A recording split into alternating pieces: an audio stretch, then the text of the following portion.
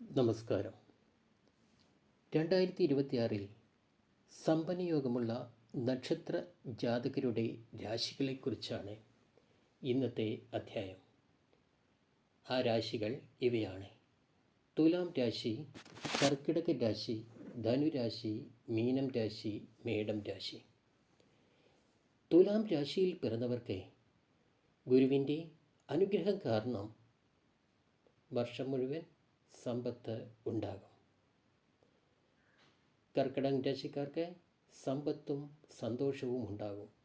ശനിയുടെ അനുഗ്രഹം മൂലം ദീർഘകാല പദ്ധതികൾ ആവിഷ്കരിക്കുവാൻ സമയം അനുകൂലമാണ്. ധനുരാശിക്കാർക്ക് ഗുരുവിൻ്റെ അനുഗ്രഹ കാരണം ആത്മീയവും സാമ്പത്തികവുമായ പുരോഗതി ഉണ്ടാകും. മീനൻ രാശിക്കാർക്ക് ഗുരുവിൻ്റെയും ശനിയുടെയും അനുഗ്രഹം കാരണം സമ്പന്നമായ ഒരു ജീവിതം ഉണ്ടാകുന്നു. മേടൻ രാശിക്കാർക്ക് ഗുരുവിൻ്റെ അനുഗ്രഹം മൂലം വർഷം മുഴുവൻ സമ്പത്ത് ഉണ്ടാകും. ഇതാണ് ഈ രാശിക്കാരുടെ പൊതുവായ ഫലങ്ങൾ.